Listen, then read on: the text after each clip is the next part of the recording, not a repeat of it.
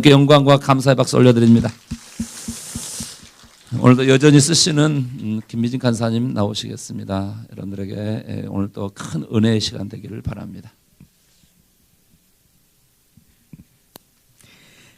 반갑습니다.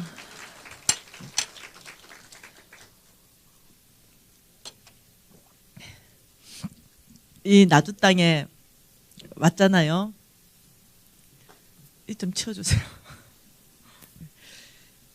근데 여기 자매님요, 이 찬양 이끌어 가시는 자매님, 와 대단한데요. 와 목소리 나하고 비슷한데 어찌 음이 다르지? 와 자매님이 이 파워가 있습니다. 영적 파워. 예, 와 놀랍습니다. 이제 제가 나주 땅에 왔는데 그래도 하루에 한 명씩 4사람은 전도해야 되지 않겠냐 생각을 했습니다.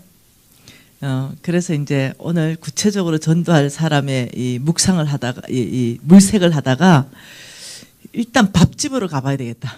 이 밥집에 가서 밥을 먹으면서 아줌마를 꼬셔야 되겠다. 이제 이 생각을 했어요. 그리고 밥집에 갔네요. 예, 밥집에 가장 가까운 밥집에 갔습니다. 예, 그 밥집은 제가 묵고 있는 펜션 안에 있는 밥집입니다. 예, 딱 가서 이제 밥 시켜놓고 아주머니하고 같이 이제 앉았습니다. 이제 아주머니 혹시 예수 믿습니까? 라고 시작됐습니다. 이 아주머니가 옛날에는 예수 믿었는데 지금은 믿지 않습니다. 옳거니 낙심자다 라는 생각이 들었어요. 그래서 얘기하다가 충격받아 버렸어요. 옛날에는 어느 교회 나가셨습니까? 이러니까 에베네셀 교회를 나갔습니다. 예? 너무 흥미롭습니다. 제가 에베네셀 지금 강사로 왔거든요. 강의하러. 아주 흥미롭습니다. 더 얘기해 보세요. 이러니까 사실은 서울에서 살다가 남편이 건강이 안 좋아서 휴양하러 내려왔다가 여기 오게 돼서 서울에서 신앙생활을 많이 하다가 여기 내려와서 좋은 교회 에베네셀 교회를 다니게 되었대요. 그러다가 그러면 지금은 뭐합니까? 이게 우리 바로 집에 뒤에 있는 그 절간에 나갑니다. 그래서 제가 그러시군요. 절간에 나가보니까 어떻습니까? 이게 평강이 있습니다. 이래. 써는 용어를 잘 보세요. 다 성경적인 용어야. 예, 교회 에베네셀 교회에 나가보니까 어떻습니까? 이러니까 굉장히 평강이 있습니다. 그 에베네셀 교회에 나가서는 어떤 은혜 받은 거는 어떻습니까? 이게 목사님 말씀에 매번 은혜 받았습니다. 그리고 눈물이 조차할 수 없이 나왔습니다. 저는 그 교회 다닐 때 목사님 말씀 듣고 너무 감격스럽고 눈물이 주체할 수 없이 나오고 너무 은혜스러웠습니다. 그런데 절간에 나간다. 이게 이해가 안 되는 거예요. 자, 그런데 어째 절간에 나가게 됐습니까? 이러니까 남편이 절간에 나간답니다. 그래서 남편이 절에 나가는데 당신이 교회로 나오려니까 일부 예배가 없다는 거예요. 자기는 이 3부 예배는 못 드린대. 그래서 일부 예배는 7시, 보통 7시 반 서울 있을 때도 그 예배를 드렸대. 여기 와보니까 일부 예배는 이제 없어져가지고 이제 한 11시쯤 돼서 가보려면 막 귀찮대 만사가. 네. 그래서 이제 교회를 멀리하게 됐노라 이렇게 얘기를 하는 거예요. 그래서 교회에 대한 거부는 없냐 이렇게. 저는 너무 교회 좋아합니다. 아주 독특한 낙심자를 만났어요. 그래서 그러면 엄마가 얼마 전에 소천하셨대요. 어머니가 돌아가셨는데 이 어머니가 돌아가시기 일주일 전까지만 목사님 이러면 뒤로 돌아앉았대요. 재수 없다고. 근데 돌아가기 일주일 전에 영접하시고 목사님 설교를 받아들이시고 세상에 교회장으로 다 하시고 우리 어머니 천국 가셨습니다. 이러는 거예요. 그래서 아주 흥미있었습니다. 대화가. 그래서 그러면 죽으면 천국과 지옥이 있는 거는 아시네요. 그러면요 내가 교회를 얼마나 갔는데. 어머니는 그래서 영접하고 좀 천국 가 계시네요. 그러면요 그게 얼마나 제가 감사한지 모른대요. 그러면은 자매님은 어떠실 생각입니까? 지금 천국과 지옥이 있는데 이게 저도 죽기 전에 일주일 전에는 제가 믿고 천국 가야지. 우와, 제가요, 오늘 죽어버렸다는 거 아니에요. 그래가지고 이제 다른 많은 얘기는 안 하고, 왜냐, 이미 다. 그래서 제가 이분을 보면서 이분을 낙심자라고 해야 되나, 불신자라고 해야 되나. 아니, 교회를 그렇게 오래 서울에서 다녔고, 여기는 오래 안 다녔다 하더라고요. 잠깐 다녔다 하더라고요. 그렇게 오래 서울에서 신앙생활하고 여기는 이제 잠깐 오다가 이제 절간으로 가게 됐는데, 그러면 내가 여기 강사로 왔는데 내가 강의한 책을 내가 하나 선물하고 싶은데 그 책이 재밌다 한번 읽어볼래? 나한테 꼭 갖다 주세요. 꼭 갖다 주세요. 저 그거 너무 좋아합니다. 이러는 거예요. 오케이, 내가 오늘 사서 내가 내일 갖다 주겠다. 예, 꼭 주세요. 이제 나머지는 주님이 하실 일이고요.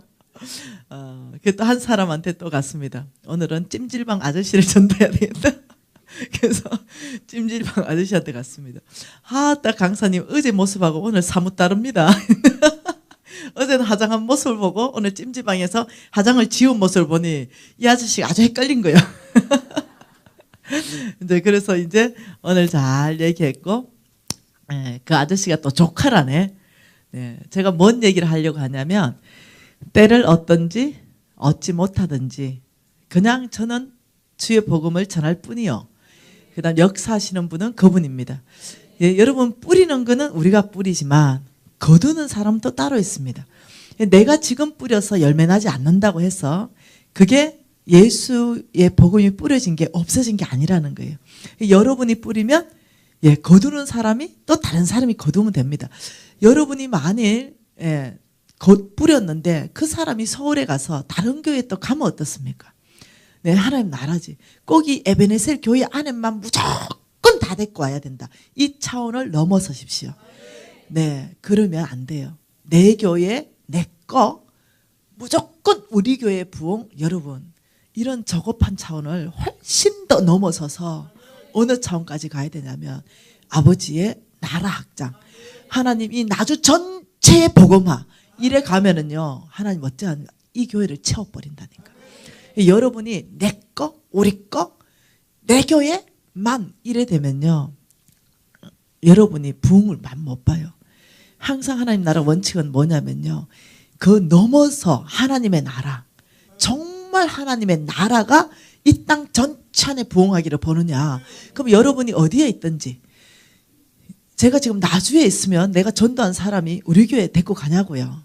아니라는 거죠. 내가 어디에 있든지 주의 복음 전하고 그 다음 거둘 때가 돼서 하나님이 거두시게 하시면 그것이 감사할 따름이요. 그러면 다른 데서 뿌려진 복음의 씨들이 에베네셀 교회에서 거두는 줄 믿습니다. 네, 저는 에베네셀 교회 오면서요, 이 내 마음에 이 교회가 진짜 이 나주 땅 안에서 이 부흥의 중심에 있었으면 좋겠다. 이런 마음이 불타기 시작했어요. 불타기 시작하는 거예요. 아무튼요, 우리 신랑이 오늘 전화 왔습니다. 몸도 안 좋게 내려갔는데 나주에 배 많이 먹고 좀 목소리도 좋아지고 배가 많이 먹으면 기관지도 좋아지는데 하고 온다. 이렇게 나는 배 구경 못했다. 체리 먹고 있다.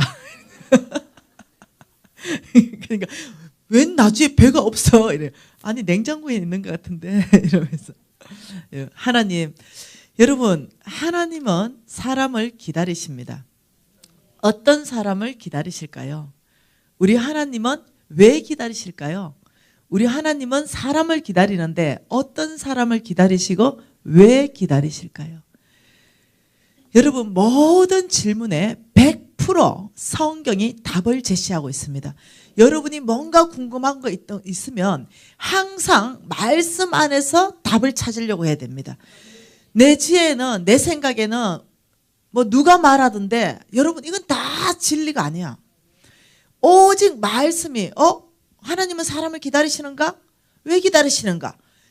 그 질문 올라올 수 있는 질문이잖아요. 그러면 바로 성경은 이사야 30장 18절로 말씀하고 계십니다. 같이 한번 좀 읽어보도록 하겠습니다. 하나님의 말씀은 이사야 30장 18절입니다. 같이 읽을게요. 그러나 여호와께서 기다리시나니 이는 너희에게 은혜를 베풀려 하심이요 일어나시려니 이는 너희를 긍휼히 여기려 하심이라. 대저 여호와는 정의의 하나님이시라. 그를 기다리는 자마다 복이 있도다. 여러분 이렇게 읽으면 잘 모를 거예요. 하나님의 말씀은요, 여러분이 읽고 묵상하고 하나님의 음성 듣고 하면서 읽어야 됩니다. 여호와께서 기다리시나니 이렇게 말했습니다. 자, 여호와께서 먼저 기다리신다 이렇게 했는데 그 이유를 두 가지로 말씀하고 있습니다. 첫째, 너희에게 은혜를 베풀기 위해서 내가 너를 기다린다. 두 번째, 여호와께서 일어나시려니 여호와께서 일어나십니다. 그 이유는 너희를 긍휼히 여기려 하심이라. 여호와께서 기다리시는데 우리를 은혜 베풀기 위해서, 여호와께서 일어나시는데 우리를 긍휼히 여기기 위해서. 여러분 이 말씀을 한마디로 줄여보면 이겁니다. 하나님은 하나님을 기다리는 자를 기다리신다. 무슨 말인지 이해됩니까? 하나님께서는 하나님을 기다리는 자를 기다리신다. 이건 뭐냐면요, 갈망함이라 말하는 거예요. 여호와 하나님 앞에 갈망함으로 나아가는 영혼을 기다린다는 거예요. 왜? 은혜 베풀기 위해서, 긍휼 베풀기 위해서. 여러분 우리 하나님은요, 하나님을 기다리는 그 자를 기다리신다는 걸 아셔요. 여러분 하나님 앞에 깊이 나갈 때마다, 여러분 말씀 읽을 때마다 그냥 읽고 넘어가 버리지 말고 이 말씀 안에 얼마나 깊이 있게 하나님 말씀하시는지, 예, 한 절 한 절을 여러분 이 보는 눈, 성경 말씀을 보는 눈이 계시를 받아야 돼요. 예, 이 이해가 뚫려야 되는 거예요. 여러분 성경 말씀에요, 이 말씀하실 때 지금 이스라엘 민족의 역사를 얘기하는 게 아니야. 그건 당연한 일이고 그 모든 역사를 통해서 하나님이요, 지금 오늘 우리 시대에, 이 시대에 저와 여러분에게 말씀하시는 말씀인 거예요. 이 말씀이 나에게 살아서 레마로 들려야 되지 아무 상관이 없으면 안 되는 거예요. 그냥 학문이면 안 되는 거예요. 공부하는 학문이면 안 된다는 거예요. 살아서 어떠냐면 내 심장 가운데 이 말씀이 들어와야 되는 거예요. 그때 우리가 변화가 일어나는 거예요. 그렇게 하려면 말씀 안에 들어가서 깊이 묵상하는 사람 돼야 되는 거예요. 말씀을 읽어내는 눈이, 예, 바뀌어야 돼요. 예, 눈이 말씀을 한 말씀을 깰 수 있는 이 통찰력을 또한 얻어야 되는 거예요. 그래서 재정 강의할 때 필독서로, 훈련 지침서로 제가 말씀 간통으로 말씀부터 계속 차곡차곡, 말씀이 해답입니다. 해답. 말씀 밖에서는 어떤 해답도 없거든. 그래서 제가 계속 얘기하고 또 얘기하고, 말씀 읽어라 또 얘기하고 또 얘기하는 거예요. 다윗이 시편 24편에 뭐라고 했습니까? 다윗이, 예, 시편 24편이 아니다, 죄송합니다. 다윗이 이렇게 말했습니다. 여호와는 나의 목자시니 내게 부족함이 없으리로다. 이렇게 말했어요. 자, 여러분 시편에 다윗이 말씀하실 때 여호와는 나의 목자시니 내게 부족함이 없으리로다 이렇게 말했잖아요. 그럼 여러분이 그렇게 읽으면 안 돼. 성경 읽을 때 성경은 한 구절로 적어놨어. 한 구절로. 근데 여러분 생각해봐. 다윗이 여호와는 나의 목자시니 내게 부족함이 없으리로다, 이 고백을 한꺼번에 했냐는 거예요. 아니라는 거야. 여호와는 나의 목자시니 셀라 이러고 기다렸을 거예요. 아침에 얘기했을 거예요. 왜? 자기도 목동이니까. 자기가 목동인데 목동의 마음으로 양떼를 자기가 돌보는 자기를 보면서 나의 목자는 누구인가? 이 양의 목자는 나인데 나의 목자는 여호와시다. 이걸 이제 아는 거죠. 그래서 여호와는 나의 목자시니 이러고는 목자가 뭐 하는가? 목자는 어떤 분인가? 이걸 하루 종일 묵상한 거야. 하루 종일. 목자, 나에게 때에 맞도록 불이 있는 곳으로 인도하시는 분. 모든 위험으로부터 보호하시는 분. 이 목자의 특징에 대해서 하루 종일 다윗이 묵상하고 해질 때 고백한 게 내게 부족함이 없으리로다. 이렇게 고백되어진 말씀이 그 한 절에 있는 거예요. 여호와는 내게 목자시니 내게 부족함이 없으리로다. 이 뭐가 은혜 되겠어? 그럼 여러분 이 구절을 성경 읽을 때는 빨리빨리 읽는 게 아니라 어떻게 해서 다윗이 내게 부족함이 없다라는 고백을 여호와가 나의 목자이기 때문입니다. 이 고백이 나왔을까? 그럼 여러분은 똑같이 다윗의 목자이신 하나님은 나의 하나님이다 하면서 그걸 묵상하기 시작하는 거예요. 목자의 특징을 다 묵상하기 시작하고 하나님을 기다리기 시작하는 거예요. 그러면 하나님이 우리 너무너무 빨리 그 자리를 떠나버려. 저는 어떤 데 5시간도 기다리고 있습니다. 그분이 말씀하시도록. 아버지, 당신은 나의 목자이십니다 하고 기다려. 셀라. 그러면 주님께서 내가 목자 되었던 그 지난 시간들을 다 떠올라지기 시작하는 거예요. 때에 따라 만큼 내가 너를 건졌던 시간들, 때에 따라 돕는 은혜로 피할 길을 냈던 시간들, 때에 따라 내가 정말로 이 먹을 것을 공급했던 시간들, 이런 모든 것들을 기억하면서 주님이 한번 얘기하죠. 이렇게 얘기하죠. 사랑하는 딸아, 나는 너의 평생에 너의 목자가 되어줄 것이다. 내가 너의 평생에 내가 너를 도울 것이다. 그 쭉 말씀을 들으면 눈물이 흐르기 시작하죠. 가슴이 뜨거워지기 시작하죠. 그러면서 제가 마지막 고백이 뭡니까? 아버지, 당신 한 분이면 저는 어떠한 것도 필요 없습니다. 오직 당신 한 분이면 저에게는 부족한 게 없습니다. 이 고백이 지금 그 다윗의 시편 23편 1절의 고백입니다. 여러분, 제가 여러분 성경 읽는 법을 지금 말하는 거예요. 성경 묵상하는 법을 말하는 거예요. 오늘도 저는 하루 종일 전도하러 나간 거 빼고는 주님 앞에 머물러 있었습니다. 주님 앞에 한참을 머물러 있는데 금방 읽으신 이 말씀으로, 미신아, 나는 나를 기다리는 자를 기다린다. 이 말씀하시는 거예요. 그러면서 내가 은혜를 베풀고 내가 긍휼을 베풀기 위해서 내가 나를 기다리는 자를 기다린다 하는데 제 머릿속에 뭐가 나옵니까? 바로 이거는 이사야 30편 18절 말씀으로 하나님 지금 말씀하고 계시는구나.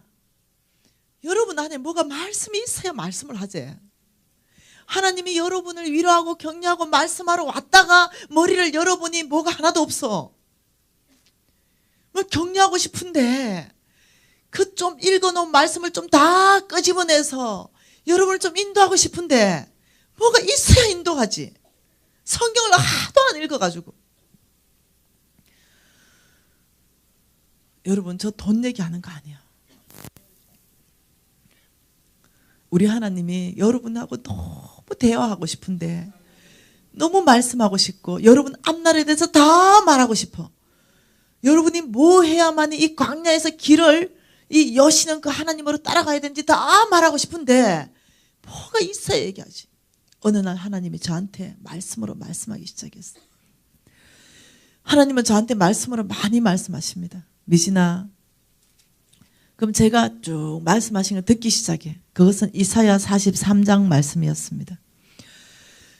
제가 이해하게 됐어요. 제가 그 부도 났을 때 제가 정말 그 가장 가난한 자리에서 제가 2번이나 스스로 목숨을 끊으려고 제가 자살을 시도했던 그 시점에서 하나님께서 저에게, 제가 워낙 성경을 많이 읽어놓으니까 말씀으로 이끌어가기 시작하는 거예요. 그때 하나님이 이사야 43장 18절 19절 말씀으로 말씀하기 시작하신 거예요. 같이 읽겠습니다. 너희는 이전의 일을 기억하지 말며 옛날 일을 생각하지 말라. 보라, 내가 새 일을 행하려니 이제 나타낼 것이라. 너희는 그것을 알지 못하겠느냐? 반드시 내가 광야의 길을 사막의 강을 내리니. 여러분 그냥 이렇게 쭉 읽으면 이게 여러분한테 유익하지가 못해. 근데 이 말씀을 하나님 나한테 팍 하는데 심장이 팍 박히기 시작했어. 먼저는 뭐냐? 19절에 새 일을 행하리니. 미진아, 내가 너에게 새 일을 행하겠다. 근데 이 새 일은 두 가지다. 광야의 길을 내는 것이다. 사막의 강을 내는 것이다. 이 놀라운 일입니다. 내가 어디로 가야 될지 전혀 알지 못하는 그곳에서 하나님이 갈 방향을 내가 내겠다는 거예요. 내가 먹을 것이 없는 그 목마르고 배고픈 그 자리에 하나님은 사막에서 강을 내시겠다는 이 놀라운 새 일을 하시겠다는 거예요. 그런데 주님이 이렇게 말하는 거죠. 조건이 있다. 나는 너에게 이 일을 할 것이다. 새 일. 그런데 조건은 네가 나를 도와줘야 된다. 내 혼자는 이걸 할 수 없다. 그건 18절인 거예요. 너희는 이전의 일을 기억하지 말며 옛날 일을 생각하지 말라. 이전의 일, 옛날 일, 뭐 실수한 거, 실패한 거, 안 됐던 거, 좌절되었던 거, 소망이 끊어졌던 거, 내 힘, 내 능력, 내 지혜, 내 방법 다 해봤으나 실패했던 거, 지나간 일, 이전의 것, 이걸 생각도 하지 마라. 그러면서 하신 말씀이 보라 이러는 거예요. 보라. 19절에 보라라고 시작하는 거예요. 너희들은 너 자신을 보라라는 게 아니야. 너희들이 너 자신을 보게 되면 어떻게? 소망이 끊어져. 왜? 널 실패했으니까, 널 실수했으니까, 널 안 됐으니까. 근데 이제 눈을 들어보라. 뭐? 너에게 힘이 없느냐? 힘의 원천이신 주를 바라보기 시작하라. 너에게 지혜가 있고 능력이 없느냐? 너는 지혜가 없고 능력도 없느냐? 지혜가 많으시고 능력이신 하나님을 네가 이제 눈을 들어서 보기 시작해야 된다. 네 자신의 나약함을 보던 눈에서 이제 네가 눈을 들어서 주를 바라보기 시작할 때 새 일이 일어날 것이다. 나는 반드시 새 일을 행할 것이다. 여러분, 성경을 읽으실 때 심장으로 한 구절 한 구절 뼛속에 새기면서 읽어야 된다는 거예요. 여러분, 이 하나님은요, 제가 재정책 쓸 때 저에게 약속하셨습니다. 내가 너를 통해서 새 일을 행하겠다. 너가 가는 곳곳마다 내가 새 일을 행하겠다. 하나님이 약속하신 말씀이에요. 저에게 약속을 이루셨고 이제 여러분에게 이루실 그 하나님은 동일하게 말씀하십니다. 나는 새 일을 행하기를 원한다. 여러분, 새 일 가운데 가셔야 됩니다. 지금 이 상태로는 안 됩니다. 새로운 차원의 삶을 여러분 갈망하셔야 돼요. 그러면 이제 시선을 바꾸십시다. 여러분 자신의 그 못났던 거, 여러분 자신의 그 실패했던 거, 여러분 자신의 그 힘이 능력이 없었던 거, 늘 좌절했던 거, 이거 이제는 생각도 안 하는 거예요. 여러분, 생각 사탄이 지배한다 얘기했죠. 여러분, 그 생각 왜 생각하지 말라라고 하는지 압니까? 사탄이요, 이 생각을 사용하기 때문에 그래요. 사탄이요, 이 생각을 사용해서 내가 조금 더 한 발 더 앞으로 나아가려면 이 생각을 사용해서 너 안 돼, 안 됐잖아, 너 실패했잖아, 너 그거 해봤잖아, 결과 뻔하잖아, 근데 또 하려고 우리의 생각을 사용해서 우리가 앞으로 나아가지 못하라고 잡아 당겨버리는 거야. 그래서 하나님께서 생각도 하지 마라. 그러면 우리는 뭘 생각해야 됩니까? 하나님만 생각하라. 너의 미래는 예레미야 29장 11절에 뭐라 했습니까? 소망이 충만할 것이다. 너의 미래는 필경 잘 될 것이다. 내가 너에 대한 모든 미래에 대한 생각을 내가 안 하니 소망밖에 없다고 말씀하신 그 하나님의 생각을 채우기 시작하는 거예요. 지나가고 옛날 거 다 버려버리고 하나님의 말씀으로 내 생각을 장악시켜 채우기 시작하는 거예요. 그러면 여러분 안에 새 일이 일어나는 거예요. 그 광야에서 길이 나는 일이고 사막에서 강인하는 이 일이 저의 일만이 아니라 이제는 여러분의 것들이라는 거예요. 여러분, 하나님은 이 나주 땅에 새 일을 행하셔야 됩니다. 하나님은 이 나주 땅 안에 새 일을 행하시려고 결정하신 분이에요. 그렇다면 우리가 도와드려야 돼요. 네. 하나님 혼자 이 일이 안 되는 거예요. 이제는 우리 바꾸는 거예요. 예. 우리의 모든 생각, 우리의 모든 패러다임, 우리의 모든 신념 체계, 이것들을 과거에 경험되어진 것들로 가지고 우리가 하는 것이 아니라 하나님의 말씀의 기반으로 다 바꾸는 거예요. 여러분, 어떤 자매, 한 자매가 제가 전도하러 나가서 만난 자매예요. 이 자매는 아버지로부터 학대받은 자매예요. 학대받은 자매. 너무너무 학대를 받아가지고 제가, 자매님, 하나님 아버지는 자매님을 사랑하십니다. 이러니까 이 자매가 뚜껑이 열려버린 거예요. 아버지라는 단어에 뚜껑이 열린 거예요. 왜? 육신의 아버지로 어마어마한 학대를 받았는데 상처가 꽉 차 있는데 하나님 아버지, 하나님이 아버지야? 여기에서 경험되어져 있는 이 상처 때문에 나한테 고래고래 감을 지르기 시작했어요. 당신이 말하는 그 하나님이 아버지라면 내가 이 육체의 이 아버지, 내가 이렇게 육신적으로 고통당하고 이 폭행을 당할 때 그 사랑의 그 하나님 아버지는 뭐 하셨습니까? 이러면서 난리가 났습니다. 그래서 내가 자매 손잡고 아무 말도 못했어. 그냥 울어버렸어. 그냥 안고 한없이 우는 거 외에는 해줄 수 있는 게 없었어. 그리고 나중에 그렇게 말하는 그 자매의 아픔이 눈물 날라 그래. 내 심장 안으로 들어오기 시작하는 거야. 지금 밖에 있는 사람들은 다 이 고통 가운데 사는 거야. 이 자매가 그 과거와 이 아버지에 대한 거기에 묶여서 이 사람 모습을 보고, 육신의 아버지는 그런데 우리 하나님 아버지 안 그래요, 이 말을 내가 못하겠는 거야.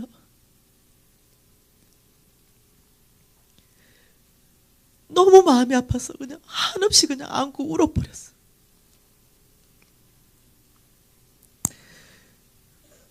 자매도 울고 나도 울고. 그리고 한참을 지났어요. 이 자매 안에는 그냥 내가 끌어안고 울었는 그것이 사랑의 씨가 들어간 거예요. 우리 하나님 그렇지 않아요. 변명 하나 안 했어요. 하나님의 역사는 어디에서 일어나냐면 사랑이 동기가 돼야 돼. 사랑.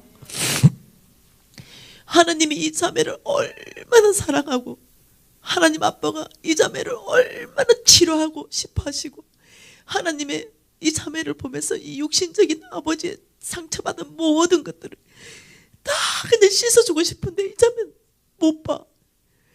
그 자매에게 정말 아무 말도 하면 안 돼. 할 수 없더라고.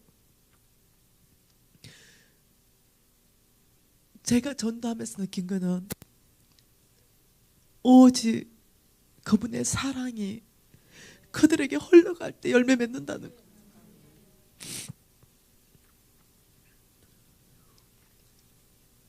여러분, 전도하면서 그 아버지가 저 사람을 보면서 얼마나 돌아오기를 간절하게 소망하는 거. 이게 여러분 심장 안에 있으면 그 사람에게 아버지의 이 사랑을 경험시켜주고 싶어서 견딜 수가 없어.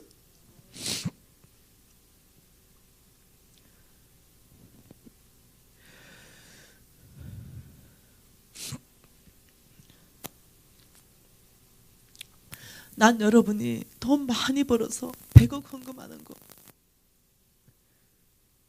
이것보다 하나님이 더 기뻐하는 예배하면 좋겠어. 한 영혼은 100억하고 비교가 안 되거든. 계산이 안 되거든. 나주 땅에 이 하나님이 7%라는 이 복음률을 보면서 얼마나 마음 아파할까. 내려오면서부터 지금까지 계속적으로 제 눈에 하나님께서 눈물을 주시는 거예요. 나주 땅을 향해서.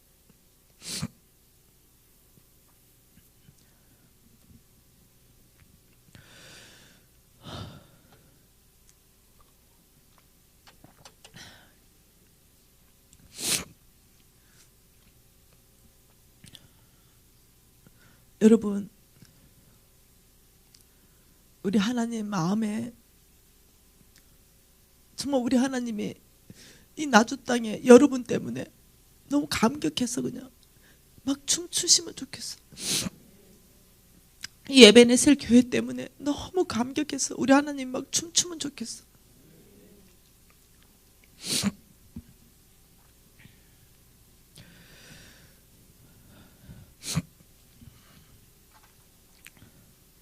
여러분, 하나님의 나라는 보이지 않는 나라입니다. 우리는 이 보이지 않는 나라 속에서도 살고 보이는 세계에서도 산다고 얘기했습니다. 우리는 보이지 않는 하나님의 음성도 듣고 우리는 보이는 사람의 음성도 듣는다고 했습니다. 이 하나님의 나라, 이 보이지 않는 나라가 하나님께서는 이렇게 말합니다. 이 땅 안에 이루어지기를 원한다라고 말씀하시는 거예요. 우리의 첫째 미션은 우리 예수님이 성천하실 때 지상 대명령을 하신 게 마태복음 28장 아닙니까? 너희는 가서 모든 족속으로 제자를 삼으라. 이게 우리의 첫째 미션입니다. 우리의 첫 미션은 오직 모든 사람을 제자 삼는 미션이 있다는 거죠. 이 제자 삼는 미션 가운데 필요한 것들을 주님께서 붓기 시작하시는 거예요. 그게 중심에 또 있는 것이 여러분, 재물을 뺄 수가 없다는 거죠. 그래서 이 재물을 하나님께서 이 하나님과 재물을 겸하여 섬길 수 없다라고 얘기하시면서 이 재물에 대해서 성경에서 말하기를 가장 사악한 영, 가장 교만한 영, 하나님까지 높아지려 하는 영, 주인 자리에서 하나님을 끌어내려 버리고 자기가 주인 되게 만들어주는 이 영이 가장 교활한 만몬의 영이에요. 이 만몬의 영은 우리 중심 심장을 돈으로 가게 해. 돈에 의해서, 돈을 위해서 돈을 따라가는 삶, 돈이 중심이 돼서 결정하는 삶. 그래서 교회도 잘 나가고 예배도 잘 드리면서 주인만 바꿔버려. 심장 안에서. 그러니까 우리를 속여버려. 우리는 예수 잘 믿는 줄 아는데 내 심장 안에는 실질적으로 만몬을 따라가는 거예요. 어떤 후배 하나가 있는 거예요. 이 후배가요, 너무 탁월한 후배였어요. 정말 내가 아끼는 후배예요. 이 후배는 좋은 대학을 나왔어요. 그리고 집안이 넉넉했습니다. 그리고 취직하는 목적이 뭐냐면 비즈니스 가운데 그의 나라를, 그래서 비즈니스에 헌신해서 하나님의 나라를 일으키기 위해서 이 형제가 자기의 비전과 가장 잘 맞는 그런 사장님을 발견했어요. 근데 그 사장님은 아주 작은 규모의 회사였어요. 그리고 이 사장님은 온전히 거기에서 나오는 수익을 가지고 온 땅에 잃어버린 영혼들을 찾는데 우물도 파주고 교회도 지어주고 그냥 그래 하기 위해서 그 회사를 운영하는 거예요. 그래서 자기하고 너무 맞아서 거기에 취직했습니다. 그리고 너무 그 회사가 부흥하기 시작하고 잘 되기 시작했어요. 근데 어느 날 이 후배의 가정이 부도나기 시작합니다. 그리고 굉장히 어려워져 버렸어요. 이 후배 가정이. 그러니까 이 후배가 갑자기 모든 것을 자기가 책임져야 되는 가장이 돼버렸어요. 그러니까 이 후배가요, 저한테 얘기하더라고요. 선배님, 지금 있는데 월급보다 제 능력으로 다른 데 취직하고 스카우트 제의가 들어왔는데 100만 원을 더 준답니다. 어떻게 할까요? 거기는 어떤 곳인데 예수도 믿는 기업이 아니야. 세상 기업이야. 비전도 하나님 비전이 없죠, 당연히. 내가 가지 마라. 그 100만 원 주님께 구해라. 주님이 주실 것이다. 근데요, 3개월 고민하더니 회사를 옮기더라고. 3개월 고민하더니. 미션은 이 회사에 있습니다. 비전은 이 회사에 있는데 그 100만 원 때문에 돈을 위해서, 돈에 의해서, 돈을 따라서 그 회사를 옮기는 거 보고 내가 마음이 한없이 아팠어. 너무 아프더라고. 여러분, 만몬은 이렇게 헌신자도 꺾어버립니다. 예. 그 중심 안에 돈이 더 필요해. 돈이 더 필요해. 돈이 조금 더 있으면 내가 행복할 거야. 돈이 조금 더 있으면 이 문제가 해결될 거야. 여러분 또 좀 더 있어 보세요. 그게 해결되는지. 좀 더 있어 보세요. 그게 행복하는지. 똑같으니까. 정말 해결되는 거, 정말 행복한 건 사도 바울 선생님이 자족하는 법을 배워라. 그래야 해결된다 말한 거예요. 해결 안 돼. 자족하는 것. 내가 지금 여기 있는 것에서 충분히 자족하는 것. 빈궁에도 부한 곳에도. 그걸 여러분 뼛속까지 배워야만 여러분이 어떠냐면 돈에서부터 자유할 수 있어. 그리고 하나님의 미션을 따라갈 수 있어. 여러분 자족하는 법 우리가 배워야 되는 거예요. 삼천 구절을 통해서 성경 전체 삼천 구절을 통해서 성경에 대해서 이 재물, 성경에서 말하는 재물에 대해서 올바른 태도를 세 가지로 말하는 거예요. 태도. 올바른 태도 세 가지. 자, 첫 번째, 이것은요, 여러분 무조건 외워야 됩니다. 첫 번째는 재물에 노예되지 말라. 재물을 노예로 다스리라. 이게 무슨 말인가? 여러분 그 제 재정책에 충분히 무슨 말인지 설명해 놨어. 자, 두 번째, 재물을 보물처럼 여기지 않고 재물을 잘 관리하라. 그 다음 세 번째, 장막 생활을 훈련해라. 장막 생활. 장막 생활을 훈련해라. 자, 이 삶이요, 주님께서 예레미야 27장 5절 말씀을 통해서 내가 보기에 옳은 사람에게 그것 주겠다. 옳다. 재정에 대해서 이런 태도가 옳다라고 하는 태도가 이 세 가지라는 거예요. 자, 이 세 가지. 재물에 노예되지 않고 재물을 노예로 다스리려면 어떤 훈련을 해야 되냐? 훈련. 어떤 훈련을 하냐면 믿음으로 사는 삶을 훈련해야 됩니다. 이 믿음으로 사는 삶을 우리가 끊임없이 훈련할 때 우리의 태도는 재물을 노예로 다스릴 수 있는 사람으로 바뀌어버리는 거예요. 그리고 재물이 더 이상 나에게 보물 아니야. 왜? 흔한 게 재물이야. 우리 예수님에게는 흔한 게 재물이야. 그냥 밟히는 게 재물이야. 우리 예수님에게는 제한 없는 거, 무한한 게 재물이야. 우리 예수님에게 너무 큰 거는 영혼밖에 없어.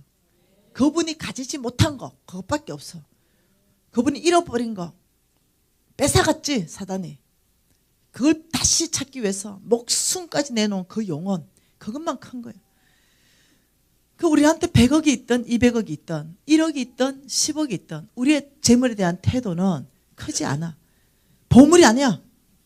우리에게는 이제 돈은 보물이 아니야. 우리는 돈 보물 아니야 이제. 아닐 거야. 아니어야만 돼.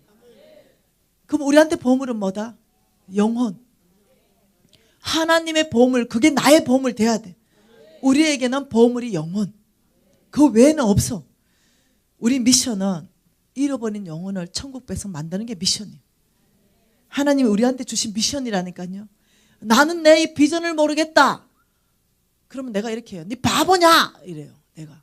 왜 비전을 모르냐? 모르겠대. 너 성경도 안 읽냐? 성경에 읽으면 딱 비전이 나오잖아. 뭔데요? 우리 예수님 천국 우리 예수님 이 마지막 올라가시면서 지상대에 명령했잖냐. 모든 족속으로 제자 삼아라. 이게 비전이다. 그럼 네가 직장 다니냐? 그러면 네 비전은 직장 안에서 제자 삼는 게 비전이다. 네가 사업하냐? 네가 사업하는데 너 제자 삼는 게 너의 비전이다. 그 제자 삼는데 어떻게 삼을 것인가? 돈 많으면 어떻게 성빈들에게 줘서 성빈들이 그 제자 삼는 일을 할 수 있도록 함께 사역해야 되는 거 아니냐. 우리의 미션은 딱 하나밖에 없다. 그거 다른 거 있으면 성경이 다른 거 있으면 나한테 얘기 한번 해봐라. 내가 무슨 비전 때문에 고민하냐? 여러분도 고민합니까? 예. 여러분 고민하는 사람은 비밀을 깨닫지 못한 사람이에요. 비밀이 안 깨달아지는 거야. 예수 믿으면 천국 갑니다. 이러면 우리는 다 비밀이 깨달아졌는데 밖에 있는 사람 못 깨달아서 못 믿듯이 도대체 비밀이 안 깨달아진 사람은 아직도 자기의 비전을 모르겠대. 자기의 미션을 모르겠대. 성경은 다 얘기했는데 이미. 그러면 먼저 1차적인 비전과 미션은 벌써 끝났어. 제자 삼는 거. 그 다음 제자 삼기 위해서 구체적으로 내가 뭐 해야 됩니까?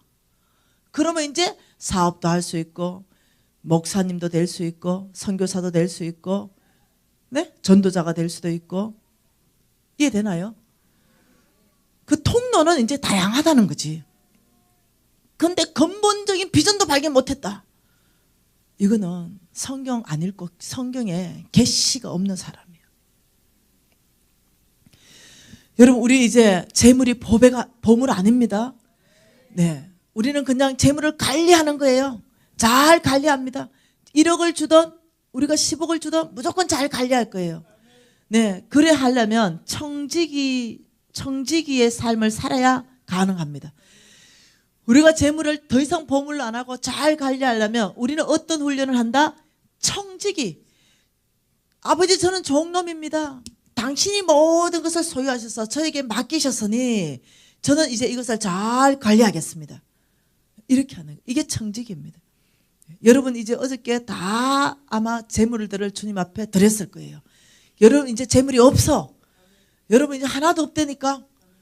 오직 하나님의 재물만 맡아 있다니까. 그거 이제 관리하는 거예요. 그거 잘 관리하는 거예요. 여러분 청지기 하나님이요. 지극히 작은 것 먼저 주고 큰 것 맡기십니다. 하나님이 돈을 맡길 때도요. 달란트를 조금 주고 거기에서 충성한 사람한테 달란트를 더 많이 맡긴다 그랬어요. 뭐나도 마찬가지입니다. 하나님이 사람 쓰실 때는요. 틀림없는 사실입니다. 여러분 하나님께서요. 여러분에게 지금 이 시즌에 여러분에게 얼마 맡기셨습니까? 300만 원 혹시 맡기셨습니까?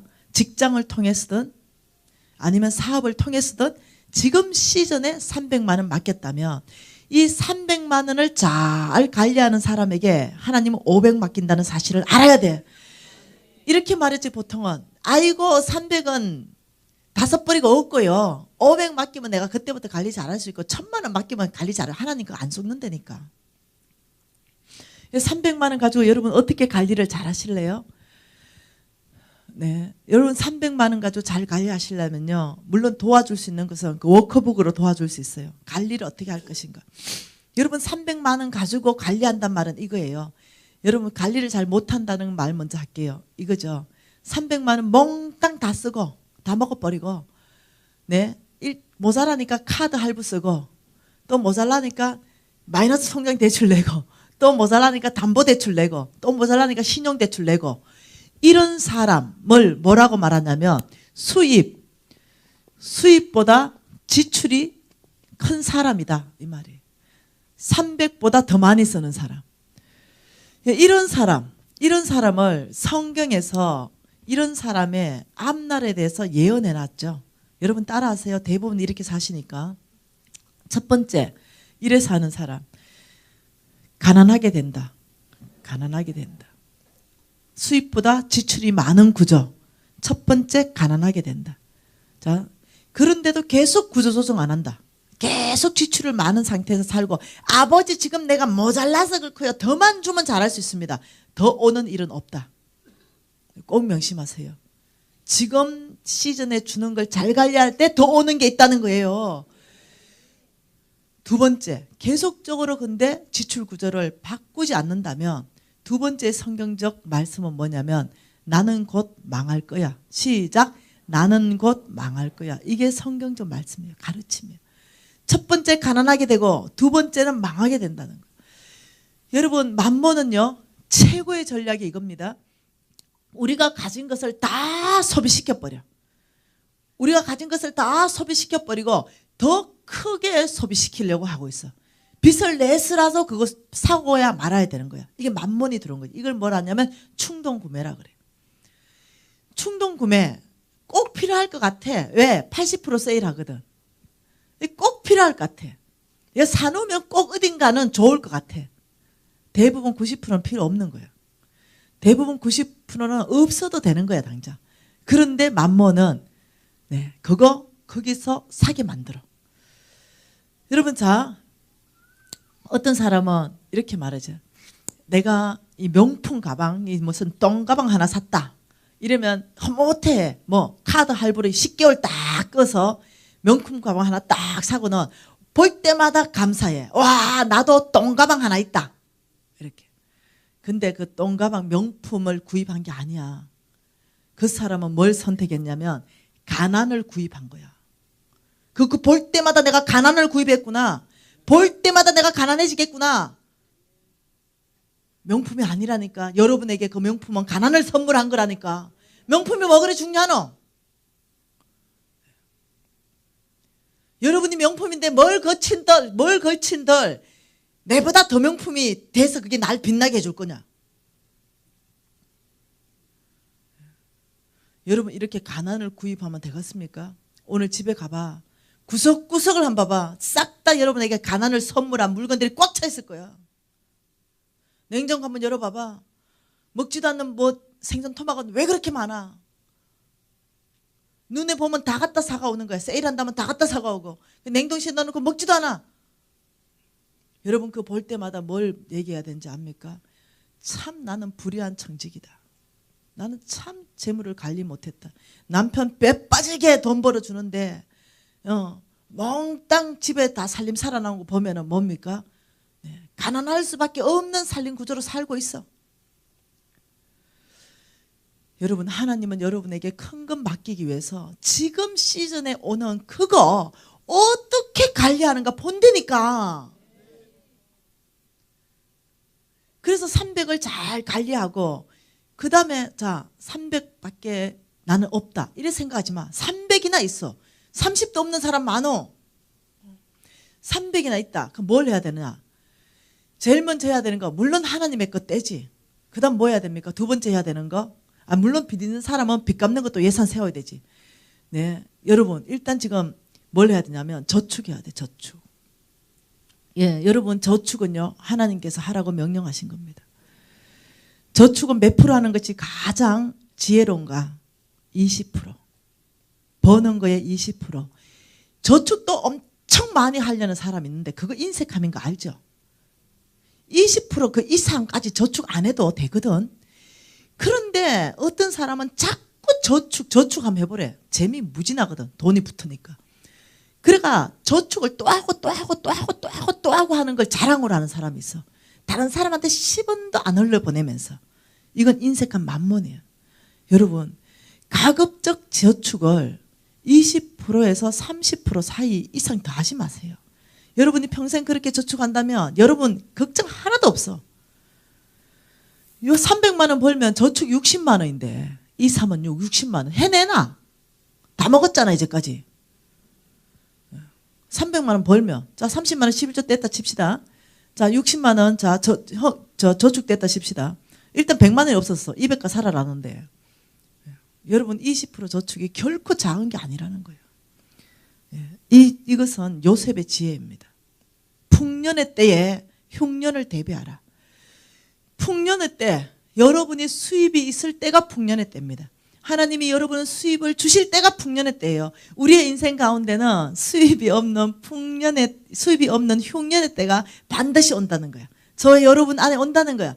근데 하나님은 이미 내가 너에게 수입을 줄 때 이 풍년의 때에 흉년을 대비하도록 성경 전체 안에서 말씀 다 했어. 근데 그때 가가 뭘 하는지 압니까? 하나님 원망해. 풍년의 때 몽땅 다 먹어버리고. 이건 성경적이지 않다. 정말 청직이라면 하나님의 말씀대로 관리한다. 돈을 어떻게 잘 저축하고 잘 흘러보내고 기부하고 성빈들에게 흘러보내고 이런 삶을 산다는 거죠. 그 왕의 재정책에서는 어떻게 사는 것이 가장 바람직한 삶인가, 몇 프로를 기부해야 되는가, 몇 프로로 살아야 되는가, 이것들을 제시하고 있습니다. 가장 좋은 선택과 최악의 선택을 6가지로 분류해서 프로테지를 제시하고 있습니다. 제가 살아보니까 가장 탁월한 삶이다. 이 정도 살면 일반적으로 이 정도 살면 일반적으로 괜찮은 삶이다 라고 생각하면 30% 기부하는 겁니다. 그 20% 저축하고 50% 가지고 먹는 것입니다. 이거 그냥 일반적으로 그냥 좋은 선택이다. 그냥 일반적인 선택도 안 되는 선택은 10% 기부하고 90% 먹는 선택이죠. 저축은 빵. 여러분 대부분 그렇죠. 겨우 11조하고 90% 다 먹어버리고. 자, 최악의 선택이 뭐겠습니까? 네, 빚지는 거죠. 더 먹어버리는 거. 100%보다 더 먹어버려요. 근데 가장 탁월한 선택이 뭐겠습니까? 10% 살고 90% 기부한다. 김미진의 삶입니다.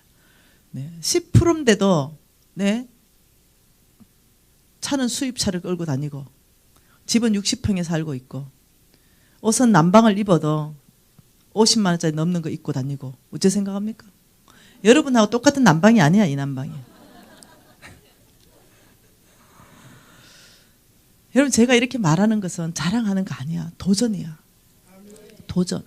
정말 나와 같이 나도 정말 10%로 살면서 하나님의 풍성함으로 내가 살고 90% 남주는 이런 삶 살아보자. 제가 도전하는 거예요. 근데 지금요 이런 제자들이 일어나 버린 거야. 이런 제자들이 진짜 이런 사람들 내가 만나고 있다니까요. 90% 남주는 사람들 내 너무 놀라. 너무 놀라. 여러분에게도 도전합니다. 네. 청지기의 삶. 여러분 수익구조 반드시 바꿔야 됩니다. 네. 겸손한 사람에게 잠언서 22장 4절 말씀에 어제는 하반절을 봤습니다. 여호와를 경외하는 사람에게 보상하겠다. 재물이다. 영광이다. 생명이다. 이렇게 봤는데 오늘은 그 앞에 봅시다. 그 앞에 뭡니까? 아니 4절 겸손과 여호와를 이렇게 겸손을 앞에 이제 보려는 거예요. 앞에 겸손. 겸손한 자에게 보상하겠다. 재물이다. 영광이다. 생명이다. 또 이렇게 말하는 거죠. 자, 이때 이 겸손은요. 교만과 반대예요. 예, 저 문구는 계속 좀 띄워주세요. 성경 문구. 자, 교만과 반대. 교만의 정의는 뭡니까? 나의 위치를 벗어나는 거. 나의 위치를 벗어나는 거. 다시 말하면 이 루시프가 피조물의 위치를 벗어나서 하나님까지 되려고 했어. 이게 교만의 원조입니다. 교만의 정의이고. 다시 말하면 이 겸손의 정의는 뭐냐면 자기 위치를 벗어나는 거예요. 예, 어떤 권위를 한참 넘어가는 겁니다. 자, 이때 이 겸손은요. 예를 든다면 대리가 있어. 대리가 있고 부장님이 있는데 이 대리가 계속 부장의 권위를 발휘하려고 하는 거지. 계속. 누가 부장인지 몰라. 대리가 부장인지 부장이 부장인지. 왜? 권위를 계속 부장의 권위를 자꾸 침범하니까. 이때 이 대리는요. 잘하는 게 아니야. 교만한 거예요. 자기의 권위의 바운다리 선을 한참 넘어가는 거예요. 이해되나요? 그래서 이 대리 곧 잘릴 거예요. 네. 여러분 교회에서도요. 내가 집사잖아요. 집사. 그럼 내가 지금 하나님께서 지금 시즌에 집사라는 직분으로 권위를 제한해 놨어요. 예. 근데 자꾸 장로처럼 해. 모든 의견을 다 지가 결정하려고 그래. 이게 어떠냐면 한참 권위를 벗어나는 거예요. 자, 하나님 장로 세울 때 장로 권위 발휘해야 돼요. 하나님이 지금 시즌에 집사 주잖아요. 딱 집사 권위만큼 해야 돼요. 이해되나요? 자, 하나님 지금 시즌에 장로님의 권위를 줬다면요. 장로님 권위 안에서 발휘해야 됩니다. 이 장로님이 담임 목사 권위까지 침범하면 교만한 거예요. 이 굉장히 중요합니다. 이걸 영적 권위 체계다 이렇게 말하는 거죠. 성경에는요. 이 영적 권위 체계가 바로 되지 않으면 그 사람이 복받기 어렵다라고 얘기해요. 그래서 이 영적 권위 체계를 굉장하게 이 축복하는 거에 중심에 두고 있습니다. 여러분 그걸 이해해야 돼요. 혹시 영적 권위에 대해서 여러분이 더 공부하기를 원한다면 탁월한 책 한 권 소개합니다. 나의 서성 홍성근 목사님이 지으신 영적 권위라는 책이 있습니다. 나중에 도움 받으십시오. 그래서요. 어떤 분들은 자꾸 권위를 이탈하는 거예요. 권위를 이탈해. 그래서 이게 굉장히 중요하고요. 직장에서든 교회 공동체에서든 내 권위 안에서 내가 권위를 발휘해야 돼. 정신은 주인의식. 이게 중요한 거예요. 자, 여기에서 말씀하는 그 겸손이 그 말입니다. 그런데 여기에서 이 겸손의 또 다른 정의가 뭔지 압니까? 이 재물하고 연관된 게 또 다른 정의가 이겁니다. 너의 한계선, 바운다리를 넘어가지 말라. 내 하나님 여호와를 기억하라. 그가 내게 재물 얻을 능력을 주셨습니다. 지금 말리 시즌 안에서 300의 재물이 나한테 있다면 내가 겸손한 것은 300 바운다리 안에서 살림을 사는 게 겸손이에요. 교만한 삶은 뭐냐면 300을 벗어나서 500만 원 쓰는 건 교만한 삶이에요. 그래서 빚내서 사는 건 교만한 삶이라고. 이해되시나요? 그래서 나의 바운다리 안에서 훈련받는 훈련을 해야 되는 거예요. 겸손. 여러분 겸손하지 못해가지고요 축복의 라인에서 다 떨어지는 라인을 여러분이 이제 보실 수 있습니다. 창세기 49장 통해서 한번 보십시다. 자, 겸손하지 못해서 떨어진 거 보십시다. 여러분 아직까지 이 아브라함의 놀라운 복에 대해서는 아직까지 다 안 보고 있는데요. 내일 볼 텐데요. 이 아브라함의 두 아들이 있었습니다. 하나는 누굽니까? 첫째가 누굽니까? 누구라고요? 네, 둘째는요? 잘 아시네요. 이 이스마엘이 첫째예요. 근데 이 이스마엘이 첫째고 둘째가 이삭인데요. 놀랍죠? 이스마엘이 탈락하고 이삭으로 하나님의 복이 흘러가기 시작합니다. 이스마엘이 왜 탈락했을까요? 그것은 여러분이 갈라디아서 말씀에 보면 이렇게 말합니다. 이스마엘은 육신으로 난 자식이요. 이삭은 약속으로 난 자식이다. 이렇게 출발합니다. 이스마엘은 왜 육신으로 났냐면은 내 힘, 내 능력, 내 지혜, 내 방법으로 나버렸어. 그래서 그거는 하나님의 약속으로 출발 안 했어요. 여러분 하나님께서 항상 뭐라고요? 재물까지도 약속이라는 형태로 출발한다 그랬죠. 그래서 하나님이 약속한 이삭이 선택받습니다. 자, 이삭의 두 아들이 있습니다. 누굽니까? 그렇죠. 에서와 야곱이죠. 자, 에서 탈락합니다. 야곱으로 흘러갑니다. 여러분 왜 에서 탈락하는지 어저께 말했습니다. 얘는 보이는 세계만 관심 있어. 보이지 않는 세계 관심 없어. 하나님이 장자를 내가 축복하여서 아브라함의 유업을 다 이을 자로 장자를 축복한다는데 뭐 배고픈데 지금 장자권이 필요 있노? 니 다 가져버려라. 팥죽 한 그릇에 팔아버리는 경솔한 행동을 합니다. 예, 망령된 행실이라 이렇게 합니다. 그래서 하나님께서는요, 얘 좀 찌질해요. 얘는 얼짱이고 몸짱이고 사냥하는 애예요. 얼굴이 붉고 힘도 세고 얘는 팥죽 끓이는 애야. 아주 찌질해. 하나님은 뭐 본다? 이거 안 본다. 이거 안 본다. 하나님의 축복이 야곱에게 흘러가는데 야곱에게 아들들이 있는데 첫째가 루벤이죠. 이 야곱의 아들들인데 하나님의 축복이 어디로 흘러가는가? 창세기 49장. 창세기 49장 보십시다. 야곱에게서 누구에게로 축복이 흘러갔는가? 창세기 49장에 놀라운 말씀을 하십니다. 3절 말씀입니다. 이렇게 말합니다. 루벤아, 너는 내 장자요, 내 능력이요, 내 기력의 시작이라. 끝내주는 아이라는 거예요. 위풍이 월등하고 권능이 탁월하다마는 와, 놀라운 아이라는 거예요. 근데 너는 물의 끓음 같은 저 하고 쭉 얘기하면서 마지막에 그가 내 침상에 올랐도다. 다시 말하면요, 루벤이 지은 죄가 교만한 죄였어요. 아버지의 부인을 간음합니다. 자기의 바운다리를 한참 넘어갑니다. 예. 정욕을 제어하지 못했어요. 예. 여러분 정욕을 제어하지 못한다. 여러분 정욕이 들어옵니다. 거기까지는 죄가 아닙니다. 예, 왜? 사단이 집어넣어버리기 때문에 그냥 우리가 생각 안 해도 들어와요. 그까지 이 생각이 들어온 것 가지고요, 너 괴로워하는 사람이 있어. 아니요. 생각이 들어오는 건 사단이 그냥 쑥 집어넣기 때문에 나도 모르게 들어와. 근데 그 다음부터 죄를 선택할 것인가 의를 선택하실 건가는 내 선택이야. 그게 들어왔죠? 그럼 내가 깔때기를 뭘 깔아라? 말씀으로 깔때기. 루벤 생각에 사탄이 집어넣습니다. 아버지의 저 여자 좀 간음해라. 이렇게. 간음하고 싶은 마음을 부릴 듯 일으켰죠.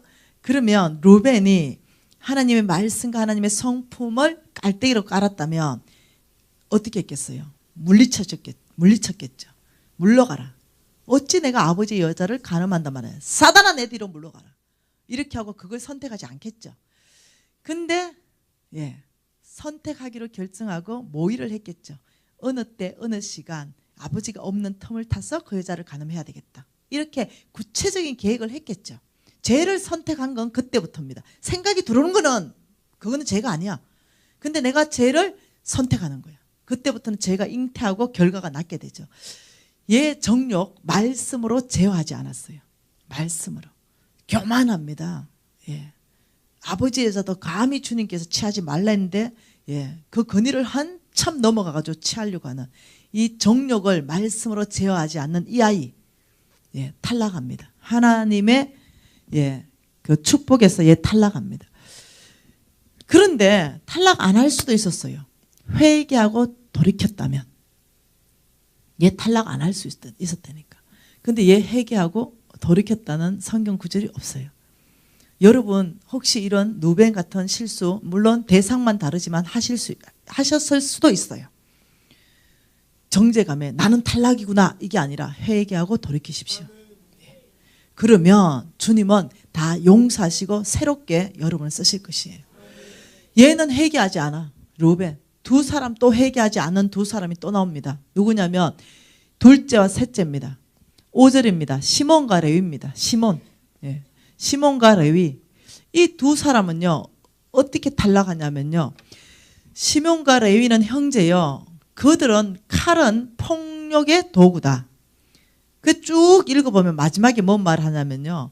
이 두 형제는 얼마나 이 안에 분냄, 이 뭐라 그럴까요? 그거 뭐라 그러지? 막 분이 너무 올라오면 그걸 뭐라 하지? 격해지면? 나 안 내봐서 그걸 모르겠네, 단어를. 혈기. 이것들이 안에 들어올 수 있습니다. 왜? 사탄에게 속한 거는요. 어떤 상황을 보면요. 우리한테 분기와 혈기를 집어넣습니다. 그래서 어떠냐면은 그걸 행동을 해가지고 나를 망가뜨리려고 그러죠. 그래서 디나 사건 알죠? 내 여동생이 간음을 당했어. 그래서 이들이 분기와 혈기가 올라와가지고 그 마을 전체를 살인해버립니다. 얘들의 분기와 혈기는요. 어마어마한 분기와 혈기.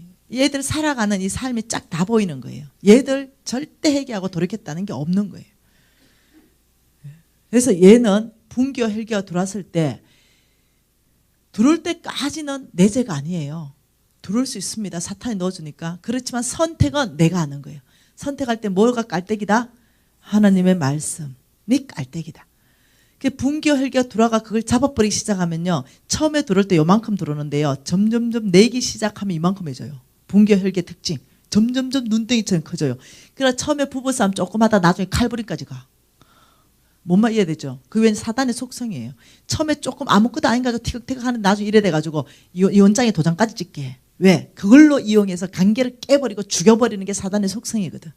여러분이 분기가 들어올 때 사단이 지금 이 관계를 완전히 깨버리려고 하는구나. 이걸 알아야 돼. 근데 사단은 이렇게 말하는 게 지금 이 상황이 지금 열 안 받게 생겼냐. 지금 이 상황이. 지금 이 상황이 지금 화가 안 나게 생겼어. 이렇게 정당화시켜서 화를 내게 해요. 한번 내보세요. 어떤 현상이 있는지. 한번 내보세요. 그때는 어떻게 하냐면 그 화낼 상황의 자리를 피해야 됩니다. 이해됩니까? 정욕이 일어날 때는요. 하나님이 바울이 디모데에게 말씀하신 말씀이에요. 모든 거는 어떠냐면은 정욕 이거는 피하라 그랬어요. 청년의 정욕을 피해라. 그때 그 피해라의 원어의 뜻이 뭔지 압니까? 36개 주랑당 치라 이거예요. 쭉쭉빵빵 다 와봐라. 내가 맞붙어도 내가 이길 수 있다. 못 이긴다니까. 성경이 피하라 했으면 피해야 이기는 거라니까. 뭔말 이해돼요?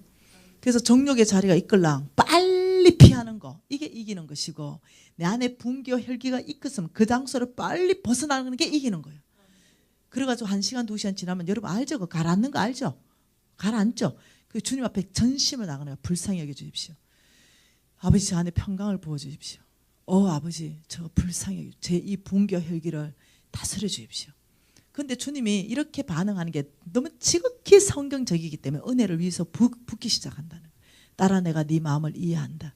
딸아, 네가 얼마나 억울하겠냐. 이러면서 위로부터 부어져가 눈물 펑펑 난다니까. 주님이 안아줘가지고 한참 한바탕 울고 나면은 분기 반 정도 딱 없어지잖아.